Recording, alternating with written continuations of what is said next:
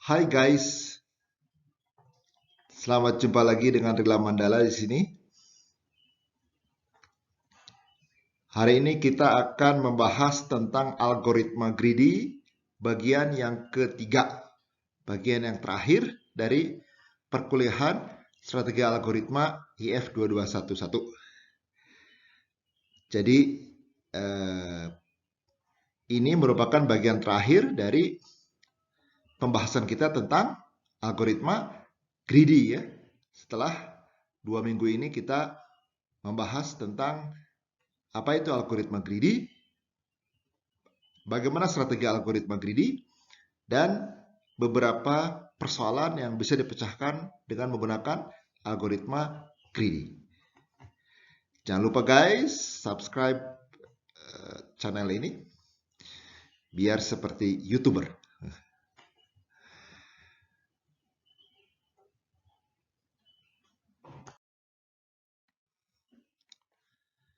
Baik, contoh persoalan yang ke-9 ya, yang bisa kita selesaikan dengan algoritma greedy.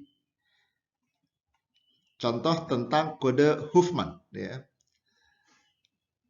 Jadi inilah pemampatan data dengan algoritma Huffman ya. Nah, prinsip kode Huffman ya, karakter yang paling sering muncul di dalam data dengan kode yang lebih pendek. Jadi ini masalah pengkodean ya, pengkodean data ya, karena seperti yang kalian tahu bahwa semua data-data yang disimpan di komputer, di hard disk atau di RAM, memori, itu semuanya akan dikonversikan menjadi bilangan biner ya. Karena komputer kita hanya taunya bilangan biner, 1 atau 0. Jadi wajah kalian yang cantik atau tampan, kalau disimpan di dalam komputer, wajah kalian itu akan ditransformasikan ke dalam urutan bilangan-bilangan biner. Demikian juga tulisan-tulisan kita dalam bentuk A, B, C, D, F alfabet, komputer tidak bisa menyimpan alfabet. Tentu alfabet itu harus dikodekan atau diterjemahkan menjadi bilangan biner, ya, bilangan biner. Nah, jadi pengkodean. Bagaimana mengkodekan huruf A dalam biner, huruf B dalam biner, huruf C dalam biner? Tentu kita inginnya apa? Kodenya sekecil mungkin, ya. Kenapa kodenya sekecil mungkin? Agar ruang penyimpanan yang kita gunakan untuk menyimpan data itu sekecil mungkin, ya nggak? Biar hemat storage ya, biar hemat tempat penyimpanannya ya. Nah, jadi prinsipnya adalah karakter yang paling sering muncul ya di dalam data itu dikodekan pakai kode yang pendek. Sedangkan karakter yang relatif jarang muncul dikodekan dengan kode yang lebih panjang ya. Nah, sehingga karena sering muncul ya, kalau dikodekan dengan kode yang pendek kan lebih hemat daripada karakter yang paling sering muncul dikodekan dengan kode yang lebih panjang ya, urutan biner yang lebih panjang. Nanti akan memboroskan memori ya, akan memboroskan memori. Tentu yang paling ideal gimana? Yang paling ideal semua kodenya pendek ya, betul. Tapi kan di dunia ini tidak pernah ada yang ideal ya. Jadi pasti harus ada yang pendek, harus ada yang panjang ya, betul. Jadi yang paling pendek itu dikodekan buat karakter yang paling sering muncul, sedangkan kode yang lebih panjang itu dikodekan dengan kode yang lebih panjang ya. Kalau karakter yang jarang muncul. Ya. Nah, persoalan Huffman ini, pengkodean ini ya, pengkodean ya. Jadi sebelum adanya algoritma Huffman ya, pengkodean itu bisa dilakukan dengan dua cara. Yang pertama menggunakan fixed line code. Jadi kodenya fix. Jadi untuk setiap karakter, mau dia sering muncul kek, mau dia jarang muncul kek, itu semua akan direpresentasikan dalam kode yang panjangnya sama. Nah, misalkan terdapat sebuah pesan yang panjangnya 100.000 karakter ya, dengan frekuensi kemunculan huruf-huruf, misalkan hurufnya hanya A, B, C, D, E, F ya. Di dalam pesan tersebut adalah sebagai berikut ya. Jadi karakter A itu frekuensi kemunculannya itu 45%, frekuensi B 13%, frekuensi C 20%, frekuensi D 16%, frekuensi E 9%, frekuensi F 5%. Inilah frekuensi kemunculan ya dari sebuah pesan yang panjangnya 100.000 karakter. Nah, kalau memakai cara fixed length code ya, maka berapapun persentasenya, panjang kodenya akan sama. Jadi kode A ini 3 digit, kode B 3 digit, kode C 3 digit, kode D 3 digit, kode E 3 digit, kode F 3 digit. Semua jumlah digitnya sama. Ya. Kalau pesan fixed length code. Nah, sehingga kalau kita mau menyimpan atau mengirimkan data bad misalkan, bahasa Inggris ya, bad, jelek, maka dikodekan sebagai B. B itu apa kodenya? B itu adalah 001. Jadi 001. A itu apa? A itu 000. Jadi A itu 000. Udah itu D, huruf D itu adalah 011. Jadi 011. Itu contohnya ya. Sehingga kalau kita punya pesan atau punya data 100.000 karakter, berarti masing-masing karakternya itu butuh 3 bit, maka kita membutuhkan 100.000 kali 3 bit, yaitu 300.000 bit. Nah, itu kalau pakai fixed length code ya, kode yang selotap ya. Nah, Huffman ya itu mengusulkan ya kodenya jangan tetap, tapi bervariasi, variable length ya. Nah, Huffman itu mengatakan bahwa kalau karakternya sering muncul ya, kodekan dengan kode pendek. Kalau karakternya jarang muncul, kodekan dengan kode yang lebih panjang ya. Jadi misalkan ini kan huruf A nih, kemunculannya paling besar 45%. Maka kodekan dengan jumlah digit yang minimal. Ini 1 digit ya. 1 digit ya. Nah, kemudian yang berikutnya mana? Ini kan 16%. 16% kodekan dengan 3 digit ya. 13% kodekan dengan 3 digit, 12% kodekan dengan 3 digit ya, dan seterusnya ya. Paham ya?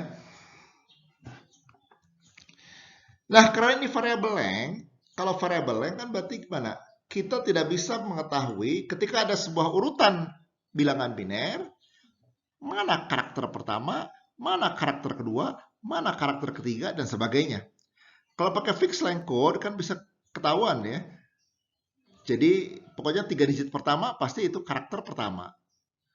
Kemudian mulai digit yang keempat sampai digit yang ke-6 itu karakter kedua.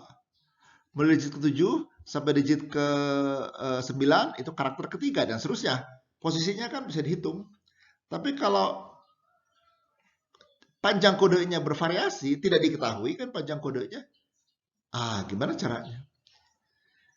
Nah, sehingga pembacaannya juga harus unik.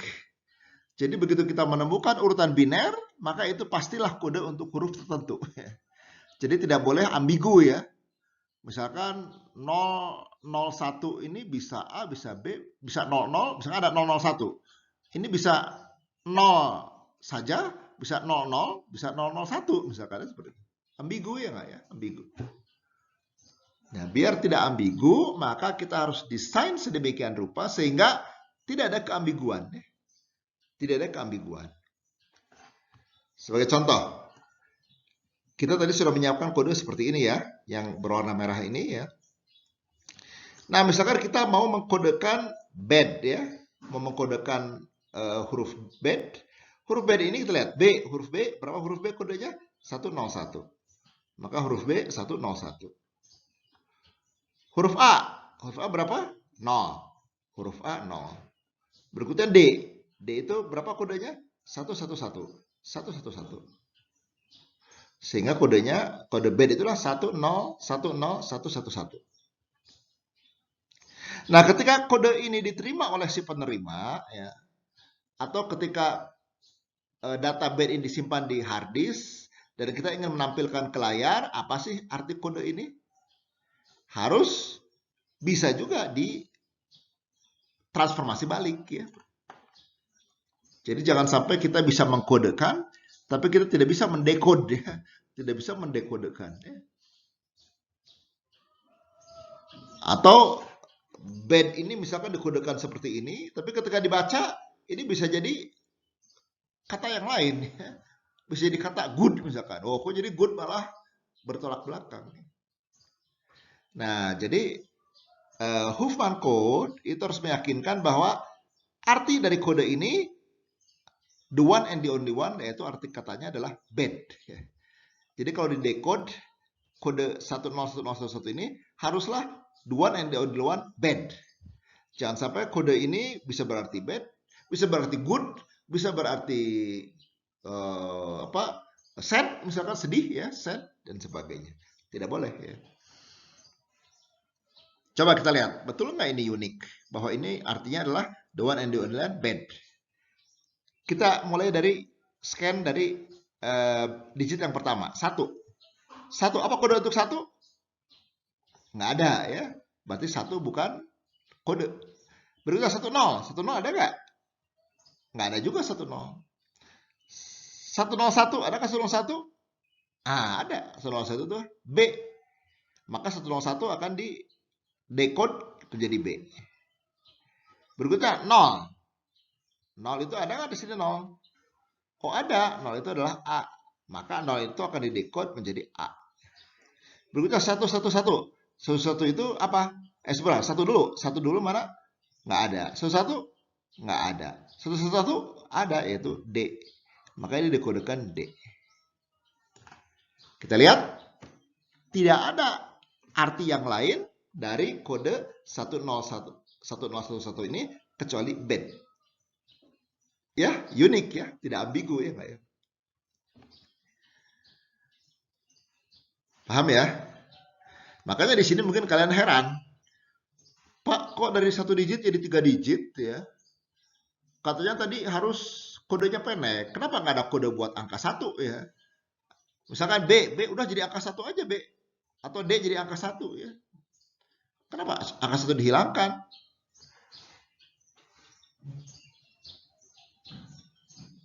Ya. Nah, jawabannya kalau ada angka 1 nanti jadi ambigu ya. Jadi ambigu kalau angka 1. Coba misalnya angka 1 ini C lah, angka 1 C ya. Misalnya C itu dikodekan dengan angka 1. Nah, sehingga kalau ada kode seperti ini, kode bad seperti ini ya, di si penerima ya, atau ketika kita mau mendekode ya, kita scan kan dari kiri ke kanan ya. Kita lihat di sini. 1. Begitu 1 gimana? Oh, ada 1 itu C. Nah, jadinya bukan B dong, jadi C di sini ya. Jadi C. Nanti hasil dari decode ini bukan lagi bad ya, jadi yang lain ya. Paham ya? Kenapa nggak ada kode 1 di situ? Karena kode 1 akan membuat dia ambigu. Ya. Paham ya latar belakangnya? Nah, itulah Huffman ya. Jadi setiap pengkodeannya harus tidak ambigu ya. Nah, sehingga kalau kita misalkan kita mau mengkodekan pesan ya atau file ya isinya 100.000 karakter ya, maka ya berapa bit yang diperlukan ya. Nah, kita lihat ini kan dari persentasenya ya. Dari persentasenya. Karakter A muncul 45%, 1 digit. Jadi untuk A itu adalah 0,45 karena 45% kali 1 digit. Ya kan?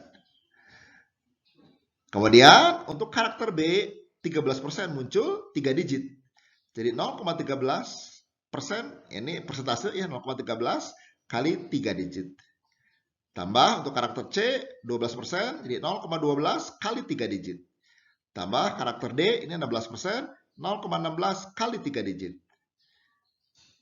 Terus huruf E ada 9%, 4 digit ya. Jadi 0,09 kali 4 digit. Huruf F 5% ini 4 digit. Jadi 0,05 kali 4 digit ya. Kali 100.000 karakter. Kalau kalian hitung ini menjadi 224.000 bit.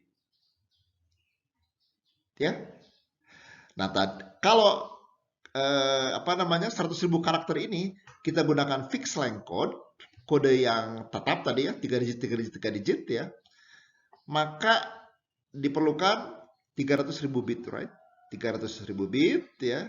Tapi kalau pakai variable length code, pakai Huffman code, ini hanya diperlukan 224.000 bit ya. Sehingga kita bisa menghemat 300.000 dikurangi 224.000 bit terhematkan ya.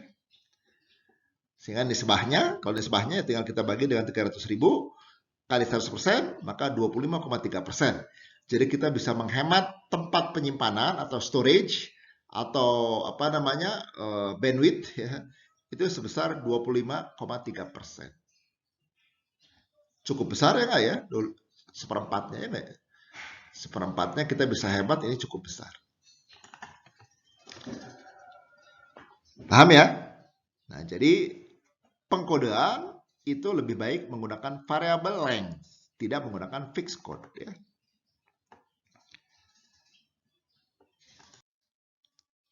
Nah, namun pertanyaannya, gimana cara membentuk kode Huffman? Yang tadi yang tidak ambigu itu ya. Bagaimana mengenerate kode yang tidak ambigu ya, seperti itu. Nah, untuk mencari kode yang tidak ambigu ya, itu bisa kita gunakan algoritma greedy ya, algoritma greedy ya. Algoritma brute force juga bisa ya. Kita pakai algoritma brute force tapi waktunya lama ya, waktunya pasti lama. Kompleksitasnya pasti jelek ya. Tapi pakai algoritma greedy kan maju terus pantang mundur ya. Sehingga apa? Waktu komputasinya akan jauh lebih baik ya. Nah, algoritma greedy ya, itu akan membentuk kode Huffman, tujuannya untuk meminimumkan panjang kode biner untuk setiap simbol karakter di dalam pesan ya. Pembentukan kode Huffman menggunakan pohon biner atau binary tree. Nah, mungkin kalian sudah pernah belajar ya binary tree di pelajaran matematika diskrit ya. Jadi menggunakan pohon biner yang berbobot, ada bobotnya di edge-nya ya. Setiap simpul daun pada pohon biner menyatakan simbol karakter dalam pesan. Daunnya merupakan simbol karakter ya. Sedangkan simpul bukan daun atau internal nodes menyatakan penggabungan simbol-simbol. Setiap sisi pada pohon biner diberi nilai atau label 0 atau 1 secara konsisten ya. Misalnya sisi cabang kiri dengan 0, sisi cabang kanan dengan 1 ya. Jadi harus konsisten. Kalau kiri 0, 0 semua. Kalau kanan 1, 1 semua ya. Lintasan dari akar ke daun sama dengan barisan bit-bit biner yang merepresentasikan simbol karakter pada daun. Jadi mulai dari akar sampai ke daun, kalau kita telusuri angka-angkanya, maka itu merupakan kode Huffman untuk karakter di daun tersebut. Nah, meminimumkan panjang kode biner untuk setiap simbol karakter ekivalen dengan meminimumkan panjang lintasan dari akar ke daun.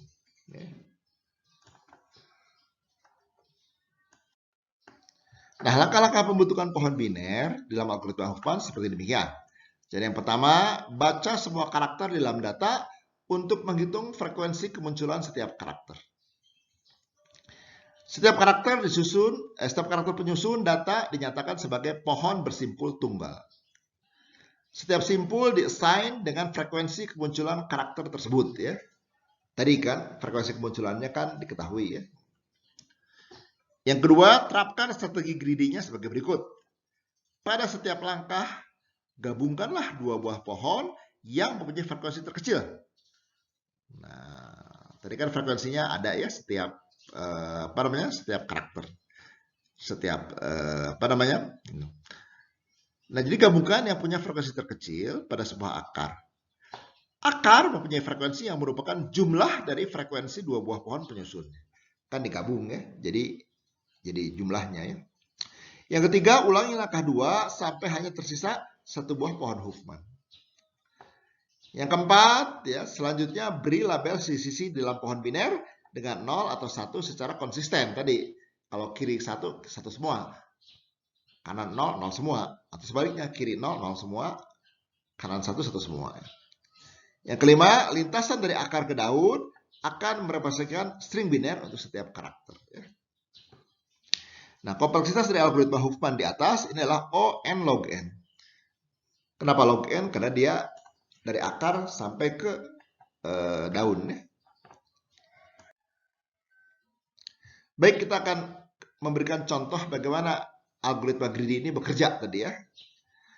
Misalkan sebuah pesan panjangnya 100 karakter. Pesan hanya disusun oleh huruf-huruf A, B, C, D, E, F. Frekuensi setiap huruf dalam pesan adalah sebagai berikut. Jadi ada dari 100 karakter tersebut ya. Karakter A muncul 45 kali, karakter B muncul 13 kali, karakter C muncul 12 kali, karakter D muncul 16 kali, karakter E muncul 9 kali, karakter F muncul 5 kali. Dari 100 karakter pesan tersebut ya. Carilah kode Huffman untuk setiap karakter dalam pesan tersebut. Baik, kita lihat, maka kita urutkan ya karakter-karakter ya yang ada dalam pesan berdasarkan frekuensinya ya. Yang paling kecil kan F. Urutkan sampai yang paling besar yaitu huruf A 45 kali ya. Setelah terurut ini 5, 9, 12, 13, 16, 45, gabungkan ya dua buah huruf yang paling kecil.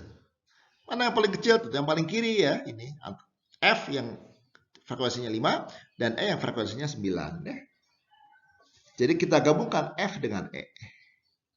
Gabungkan F dengan E, kemunculan jadi 5 tambah 9. Berapa 5 tambah 9? 14 ya.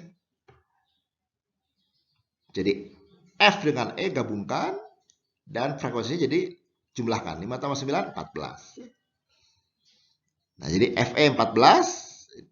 FE ini adalah sebuah simpul baru merupakan gabungan dari simpul F dan simpul E. Paham tidak langkah ini? Ya. Paham tidak langkah ini? Baik, nah sekarang FE ini ada di tengah. Kenapa ada di tengah? Karena jumlahnya kan 14. Kalau 14 kan berarti di antara di sini ya 14. Sini, setelah B yang 13. Langkah berikutnya, seperti tadi, gabungkanlah dua simpul dengan frekuensi terkecil. Yang terkecil kan ini dua terkiri ya, dua terkiri pasti. Jadi CB kita gabung, frekuensinya jadi 12 tambah 13, 25. 25 kemudian tempatkan di tempat yang benar. Kalau 25 berarti ada di sini ya, 25 ini. 25 ada di sini, setelah 16 sebelum 45. Maka tempatkan di sini. CB 25. CB ini gabungan dari simpul C dan simpul B ya, seperti ini. Nah, berikutnya lakukan lagi. Jadi simpul yang frekuensinya paling kecil, dua simpul gabungkan. Mana yang paling kecil? Tentu yang paling kiri ya. Dua yang paling kiri. FE dan D yang paling kecil. Gabungkanlah FE dan D menjadi FED. Jumlah kuncinya 14 tambah 16 menjadi 30 ya enggak? 30 di mana posisi tepatnya? 30 itu nanti di sini ya. Setelah CB sebelum A. Nah, sini. Jadi CB ini kita gabungkan ya seperti itu ya. FED kita gabungkan di sini. Bukan CB ya, FED ya. FED ini kita gabungkan ya tadi ya. Jadi 30. Tepatnya setelah CB sebelum A. Berikutnya juga sama. Gabungkanlah simpul dengan frekuensi terkecil. Mana frekuensi terkecil? CB dan FED. CB dan FED kita gabungkan, frekuensinya jadi 25 tambah 30, 55. 55 tentu nanti adanya di setelah A ya. Adanya setelah A ya.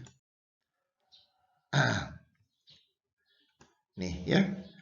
CBFED ini frekuensinya adalah 55 ya, seperti itu. Gabungan dari CB dan FED. Nah, berikutnya cari yang terkecil lagi. Nggak ada pilihan lain ya yang terkecil. Oh sorry, ini salah ya. A45 itu harusnya di kiri ya, bukan di kanan ya. Ini salah tulis ya. Salah tulis ya. Kan 55 lebih besar dari 45. Jadi A itu harusnya di kiri ya. Berikutnya gabungkan dua simpul yang terkecil frekuensinya. Nggak ada pilihan lain. Cuma dua ini. Saya gabungkanlah A ini dengan CBFED ya. Jadi menjadi ABCFED ya. A-nya di sini.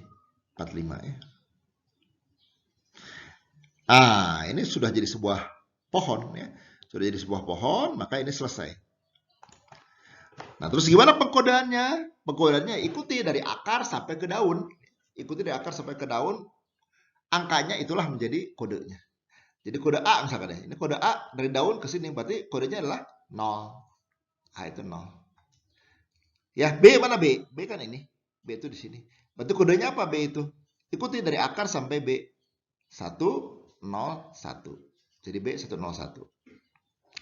C, mana C? C itu di sini ya enggak? Ikuti angkanya, kodenya dari akar sampai ke dari akar sampai ke daun, betul. Dari sini ya, dari akar 1 0 0. Jadi C kodenya 100. D, mana D? D itu adalah ini.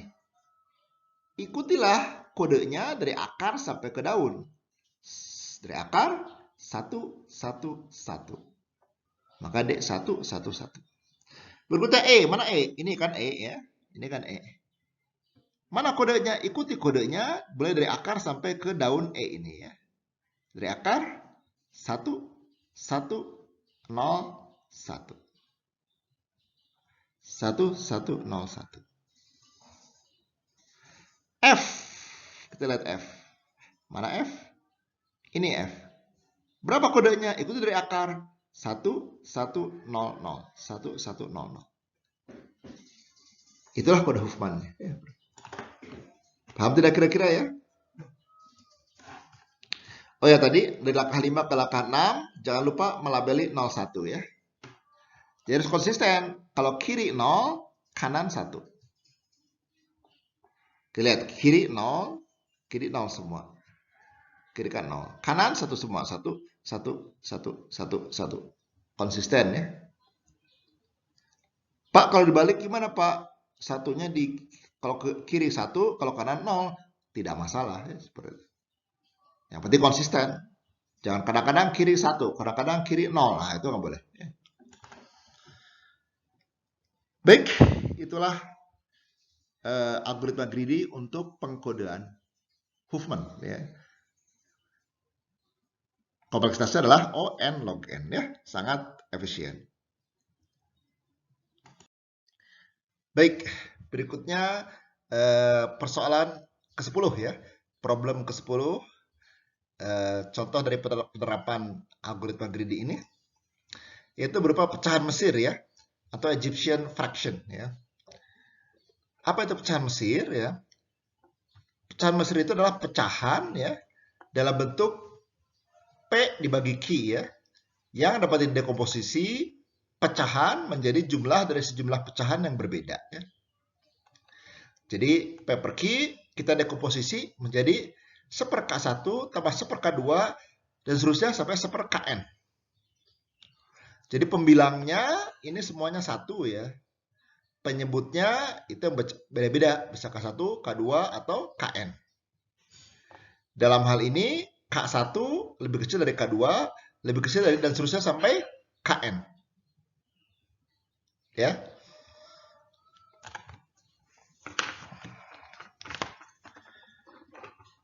Nah, contoh beberapa pecahan Mesir ya. Misalkan ini ada 2/5 ya. 2/5 itu sama dengan 1/3 ditambah 1/15 ya. 5/7 misalkan ya. 5/7 itu bisa kita dekomposisi menjadi setengah ditambah 1/5 ditambah 1/70. 87/100 itu bisa kita dekomposisi menjadi setengah tambah 1/5 tambah 1/11. Nah, ini contoh pecahan Mesir ya, atau Egyptian fraction. Ya. Nah, pecahan yang diberikan mungkin punya lebih dari satu representasi Mesir ya. Jadi solusinya bisa lebih dari satu. Misalkan 8/15. Itu bisa kita dekomposisi menjadi 1/3 tambah 1/5. 8/15 juga bisa kita dekomposisikan menjadi setengah ditambah 1/30 ya. Jadi bisa berbagai cara. Nah, persoalannya adalah bagaimana mendekomposisinya dengan jumlah unit pecahan sesedikit mungkin. Ya. Jadi jumlah pecahannya sesedikit mungkin. Misalkan ini 2/5 itu jadi sama dengan 1/3 ditambah 1/15. Ini didekomposisi menjadi hanya 2 unit pecahan. Ya. Jadi jumlah pecahannya minimum. Ya. Nah, strategi greedy-nya adalah pada setiap langkah, tambahkan unit pecahan terbesar dari representasi yang baru terbentuk yang jumlahnya tidak melebihi nilai pecahan yang diberikan. Ya. Jadi algoritmanya adalah, jadi inputnya adalah pecahan P per Q. Ya. Langkah ke-1 mulai dengan I sama dengan 1. Langkah yang kedua, jika P sama dengan 1, maka K ke I sama dengan Q. Ya. Stop, tidak lanjut ya. Nggak lanjut ya. Kenapa tidak lanjut? Karena ya itu adalah seperkinya itu. Ya. Yang langkah ketiga, ya, jika P-nya tidak sama dengan 1, maka 1 per KI ini sama dengan pecahan terbesar yang lebih kecil dari P per Q. Pecahan terbesar ya. Nah, yang keempat, P per Q sama dengan P per Q dikurangi 1 per KI. Ulangi langkah 2 ya. Terus aja ya. Terus. Sampai kita bisa mendekomposisi P per Q ya menjadi pecahan-pecahan yang lebih kecil. Nah, ini contoh penerapan dari algoritma greedy ya. 8/15 misalkan ya. 8/15 langkah pertama adalah cari pecahan terbesar ya yang masih lebih kecil dari 8/15. Setengah ya enggak? Setengah kan kalau setengah berarti kan masih lebih kecil dari 8/15. Setengah itu pasti pecahan terbesar ya. Jadi ini pecahan terbesarnya ditambah dengan pecahan terbesar berikutnya adalah 1/30 ya. Nah, ini contoh solusi yang optimal ya. 5/7 kita cari pecahan terbesarnya adalah setengah ya enggak ya. Kemudian ditambah pecahan terbesar berikutnya adalah 1/5 ya. Pecahan terbesar berikutnya adalah 1/70 ya. Ini juga optimal, jadi ada 3 pecahan ya. Ya, nah tapi ada juga persoalan pecahan Mesir ini yang dimana algoritma greedy tidak bisa menghasilkan solusi yang optimal global ya.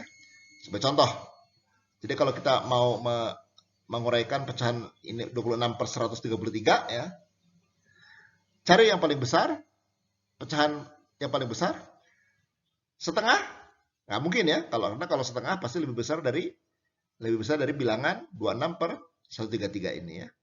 1/3 masih lebih kecil juga ya.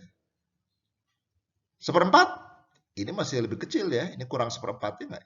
1/5 masih lebih kecil juga. 1/6, nah kalau 1/6 ini masih masih bisa 1/6 ya. Jadi 1/6 ditambah bilangan fraksi atau pecahan terbesar berikutnya adalah 1/35 ditambah 1/3990. Jadi perlu 3 pecahan ya. Perlu 3 pecahan. Nah, ini tidak optimal. Karena yang optimalnya adalah 26/133 sama dengan 1/7 ditambah 1/19 ternyata yang optimal. Hanya 2 ya. Nah, sehingga kesimpulannya, algoritma greedy untuk masalah pecahan Mesir tidak selalu optimal. Kadang optimal, kadang enggak. Baik, berikutnya adalah persoalan traveling salesperson problem ya, atau TSP. TSP ini banyak sekali dijadikan benchmark ya dalam algoritma-algoritma yang dipropos oleh para peneliti ya. Kenapa demikian? Karena TSP ini belum ada algoritma yang efektif, yang efisien ya, yang paling efisien ya. Di persoalannya seperti ini ya. Jadi diberikan N buah kota ya, serta diketahui jarak antara setiap kota satu sama lain, temukan perjalanan atau tur dengan jarak terpendek yang dilakukan oleh seorang pedagang sehingga ia melalui setiap kota tepat hanya sekali dan kembali lagi ke kota asal keberangkatan ya. Jadi ini seperti salesman ya, salesman atau sales girl ya. Dia kan mencoba menawari produk dia ya. Dia akan kunjungi semua kota, tapi tentu harus dikunjunginya sekali aja ya, jangan sampai 2 kali. Kalau 2 kali gimana? Capek ya. Satu kota didatangi 2 kali, oh capek dong. Dan akhirnya dia harus balik ke rumah ya nggak? Jadi dari rumah dia berangkat, harus pulang lagi ke rumah. Nah itu namanya traveling salesperson problem. Ini contoh persoalannya adalah seperti ini. Jadi simpulnya ini berupa kota, age-nya ini berupa jarak antar kota ya. Nah misalkan mulai dari simpul 1, bagaimana jalur mana yang akan ditempuh oleh seorang salesperson agar dia bisa mengunjungi semua kota ini sekali saja dan balik lagi ke simpul 1. Ya. Nah, ini contoh. Ini contoh solusinya ya. Contoh solusinya. Jadi bisa dari 1 ke 2, terus ke 4, terus ke 6, terus ke 9, ke 7, sorry. Kemudian terus ke 5, terus ke 3, balik lagi ke 1 ya.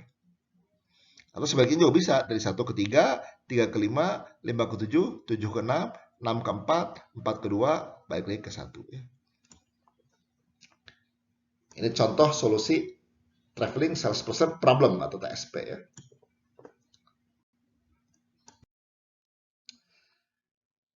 Nah, misalkanlah graf berbobot memiliki n buah simpul ya, V1, V2 sampai Vn. Ya.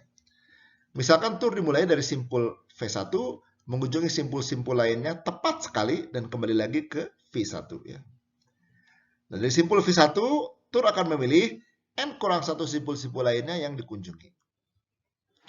Nah, dengan algoritma greedy, pada setiap langkah kita memilih simpul berikutnya yang akan dikunjungi.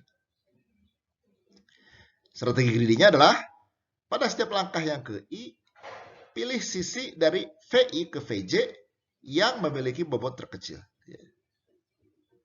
Jadi selalu pilih yang memiliki bobot terkecil.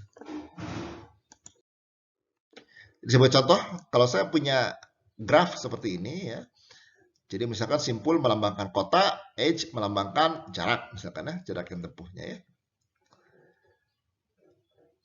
Nah, misalkan apa namanya?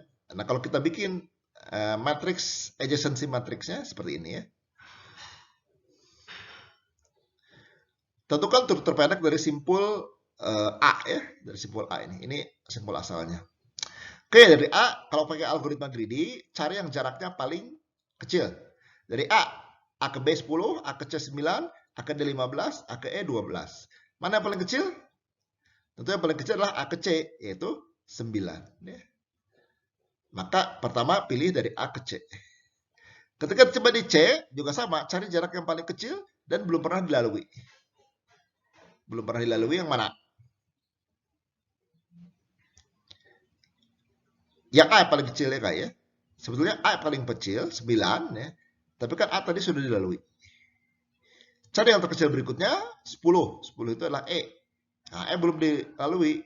Jadi berikutnya dari C ke E.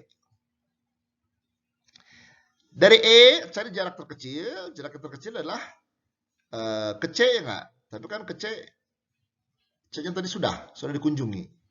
Cari jarak terkecil berikutnya, 11. 11 itu ke B. Nah, B belum pernah dikunjungi, maka berikutnya dari E ke B dengan jarak 11. Dari B, cari yang terkecil, dari B ke A, 10. Tapi dari A, gimana? Kalau kita ke A, berarti A kan sudah pernah dikunjungi. Sudah pernah dikunjungi, jadi nggak memenuhi syarat, tidak layak ya. Nah, itu fungsi kelayakan tadi. Cari yang terkecil berikutnya, ke C atau ke E. Ke C juga tidak layak, karena sudah pernah dikunjungi ya. Kemudian ke E juga tidak layak, karena sudah dikunjungi. Berikutnya adalah 13. 13 itu ke D. Dari B ke D, dari B ke D. Jadi salah satu lintasan. Dari D, balik lagi ke A. Ya. Dari D balik ke A 15.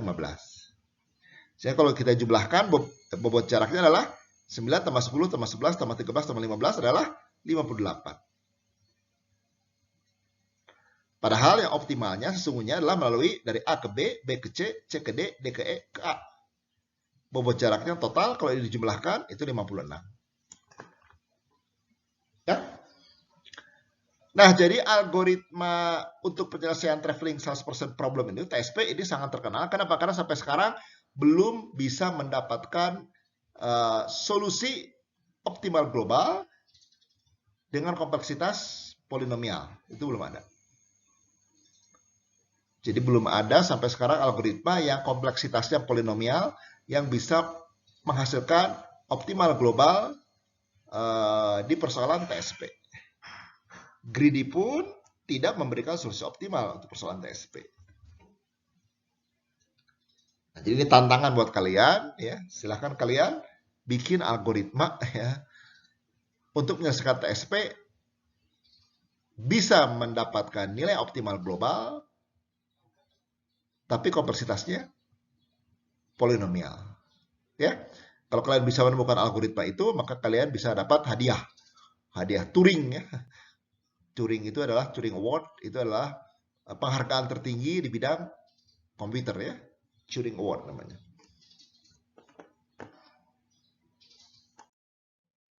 Baik.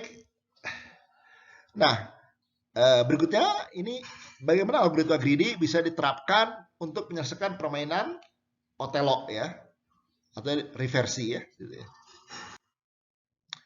Nah, kalian pernah main permainan Othello nggak? Othello itu sebuah game ya.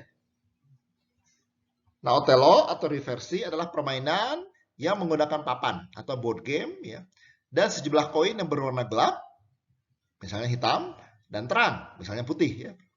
Jadi ada dua warna doang, gelap dan terang. Gelap itu bisa hitam, bisa abu-abu ya. Satu lagi adalah yang terang, misalnya putih, merah atau seterusnya ya, pokoknya yang terang. Ukuran papan biasanya 8 kali 8 kotak ya, atau grid ya. Dan jumlah koin gelap dan koin terang masing-masing sebanyak 64 buah. Kan 8 kali 6, 64 ya kan? Jadi nanti setiap peserta itu punya 64 buah. Sisi setiap koin memiliki warna yang berbeda. Jadi sisi pertama gelap dan sisi kedua terang.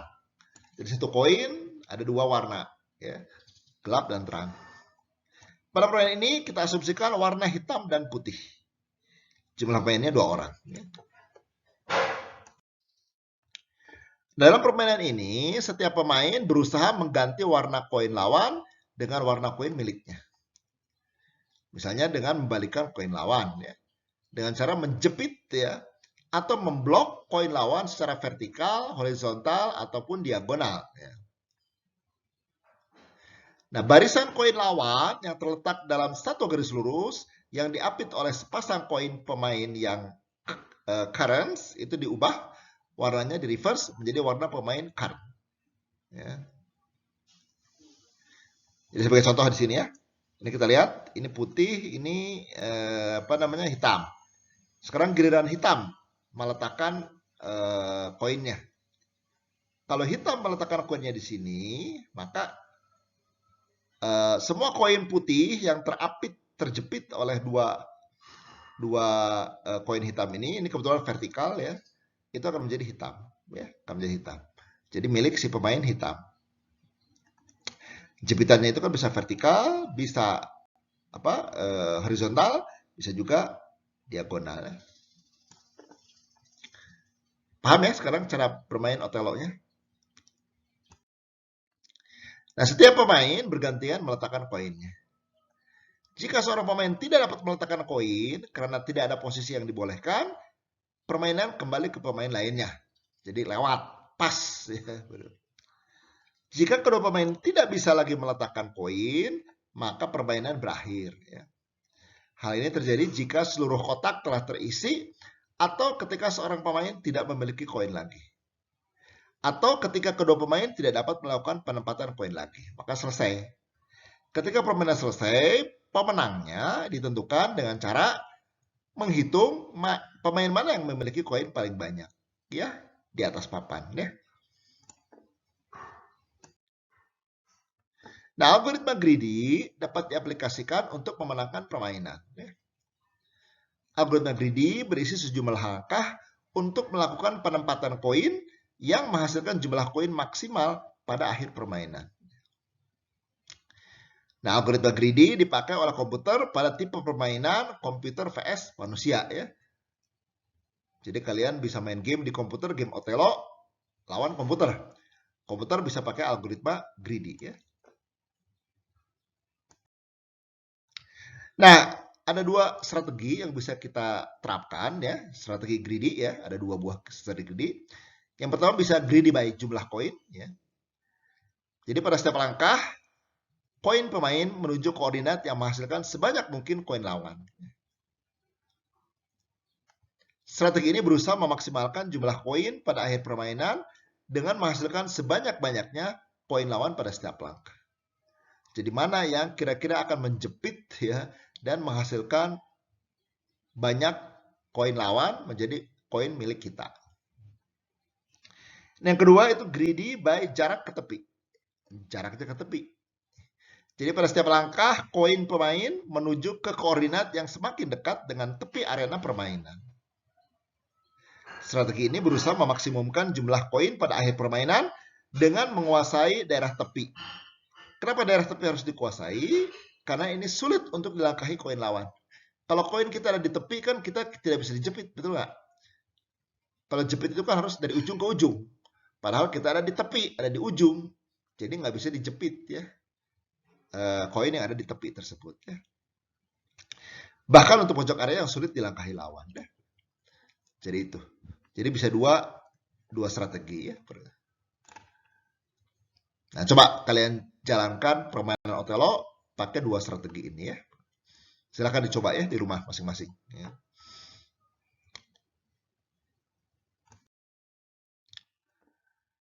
Baik, jadi kalau kita pakai greedy by jumlah koin, ya, himpunan kandidatnya adalah langkah-langkah yang menghasilkan jumlah koin yang diapit. Yang dijepit tadi ya, diapit ya. Himpunan solusinya adalah langkah-langkah dari himpunan kandidat yang memiliki jumlah koin diapit paling besar. Yang ketiga, fungsi seleksinya adalah pilihlah langkah yang memiliki jumlah koin yang diapit paling besar. Fungsi kelayakannya, semua langkah yang bisa diterapkan itu adalah layak. Fungsi objektifnya adalah maksimumkan jumlah koin lawan. Jumlah koin lawan yang terjepit.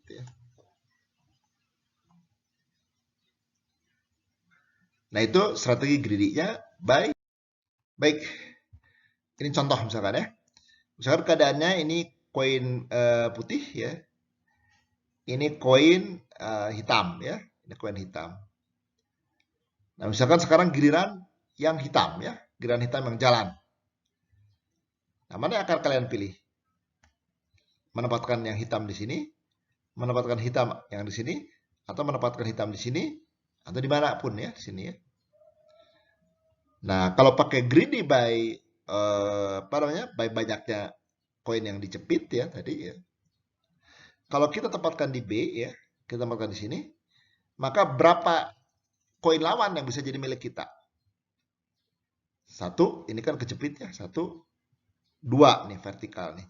Jadi ada dua koin lawan bisa menjadi milik kita. Kalau saya tempatkan koin hitam ini di sini, berapa koin lawan yang bisa kita hasilkan? Hanya ini aja ya, hanya ini aja. Ini nggak bisa. Ke bawah nggak bisa. Jadi hanya ini aja, berarti hanya satu koin. Hanya satu koin yang didapat. Kalau kita tempatkan di A, berapa koin yang bisa kita hasilkan? Ke sini, satu. Ke sini, dua. Jadi langkah B bisa menghasilkan 2 koin lawan. Langkah yang tengah ini hanya 1. Yang A ini juga menghasilkan 2 koin lawan. Jadi kalau pakai strategi greedy tadi ya kita pilihnya yang B atau yang A ya. Paham ya? Baik ya, saya kira itu semua ya. Contoh-contoh persoalan ya yang bisa diselesaikan menggunakan algoritma greedy ya di permainan Othello ya. Baik, berikutnya latihan ya. Kalian latihan menggunakan soal-soal UTS tahun-tahun sebelumnya ya. Jadi algoritma greedy ini pasti akan menjadi minimal salah satu soal di UTS ya.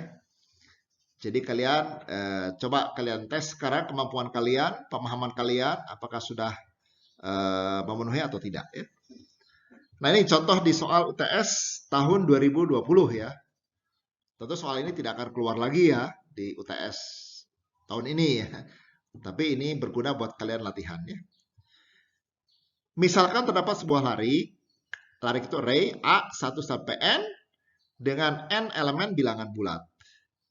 Kita ingin menghitung F sama dengan sigma I kali AI dari I sama dengan 1 sampai N. Sedemikian sehingga F bernilai maksimum ya. Nah pertanyaannya nomor A, jika diselesaikan secara brute force atau exhaustive search, bagaimana caranya? Dan berapa perkiraan kompleksitas waktunya dalam notasi Big O? Skornya 5 ya. Nah, jika diselesaikan secara greedy, bagaimana caranya? Dan berapa perkiraan kompleksitas waktunya? Contohkan jawaban Anda untuk lari A sama dengan 3, 5, 6, 1. Wah, ini contoh soal UTS 2020. Bisakah kalian menyelesaikannya? Kalau kalian tidak bisa, ya berarti nanti di UTS kalian juga pasti tidak akan bisa ya.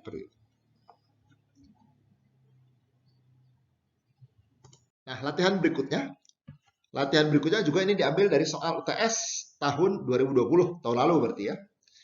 Jadi diberikan ya n buah job ya. Setiap job I memiliki SI, FI ya. Di mana SI-nya sama dengan waktu mulai, FI-nya sama dengan waktu selesai. SI lebih kecil dari FI. Tersedia banyak mesin untuk mengerjakan sebuah job tersebut ya. Satu mesin dapat mengerjakan job-job secara sekuensial. Asalkan waktunya tidak bentrok ya. Tidak beririsan ya. Setiap job dikerjakan dari waktu mulai hingga waktu selesainya. Berapa minimal jumlah mesin yang dibutuhkan untuk mengerjakan sebuah job tersebut? Jadi sebagai contoh, kalau N-nya sama dengan 4 ya, SI, FI-nya adalah 4,8, 1,3, 3,4, 4,7 ya. Dibutuhkan minimal 2 mesin, yaitu mesin 1, 1347, mesin 2, 3448. Jika persoalan ini diselesaikan dengan algoritma greedy, jelaskan bagaimana strateginya dan tentukan berapa kompleksitas waktu asimtotiknya. Jelaskan jawaban Anda untuk contoh berikut. N sama dengan 8, di mana SIFI-nya adalah 47, 25, 14, 37, 78, 13, 69, 58. Lalu tentukan berapa jumlah mesin yang dibutuhkan. Skor dari satu soal ini adalah 15. Ya. Bisakah kalian mengerjakannya? Harusnya kalian bisa. Ya. Karena kalau tidak bisa, ya berarti nanti kalian tidak bisa mengerjakan UTS tahun ini juga. Ya. Walaupun tentu bukan soal ini yang keluar ya, tapi mungkin akan seperti ya, sejenis ya. Baik, nah ini diambil dari soal UTS tahun 2018 ya. Berarti 3 tahun lalu ya. Nah, pada persoalan Madi City terdapat suatu kota tanpa jalan aspal ya, nggak ada jalan aspal. Jika hujan badai, jalanan menjadi sangat berlumpur. Mobil terjebak di lumpur dan boots orang menjadi kotor. Ya. Wali kota memutuskan untuk memasang paving block lebar, tetapi hanya ingin menghabiskan biaya seminimal mungkin. Ya. Terdapat dua kondisi. Yang pertama, paving block cukup dipasang sehingga penduduk dapat datang dari rumah mereka ke rumah lain melalui jalan berpaving block. Ya. Mungkin saja harus melalui rumah lainnya. Yang kedua, jumlah paving block seminimal mungkin agar biayanya juga minimal. Bantulah Pak Wali Kota dengan memberikan solusi jalur paving block yang akan dipasang. Ya, jadi ini ilustrasi gambarnya. Ilustrasi gambar itu diambil dari website ini. Ya. Nah, yang pertama pertanyaannya adalah, ya, representasikanlah gambar kota di atas menjadi sebuah graf. Jadi dari gambar ini ubah menjadi sebuah graf dengan simpul merepresentasikan rumah. Dan bobot sisi merepresentasikan jumlah paving block yang dibutuhkan. Jembatan dihitung sebagai satu paving block. Itu pertanyaan A. Pertanyaan B-nya adalah nilainya 15 nih. Jika diselesaikan dengan exhaustive search, jelaskan strateginya seperti apa. Tidak perlu pseudocode ya, jadi pakai bahasa sehari-hari ya. Lalu tentukanlah kompleksitas algoritmanya dalam notasi Big O. Yang nomor 2, nilai 15 ya. Jika diselesaikan dengan greedy, rancanglah strategi greedy terbaiknya dan tentukanlah kompleksitas algoritmanya dalam notasi Big O. Ya, bisakah kalian mengerjakannya? Harus bisa ya.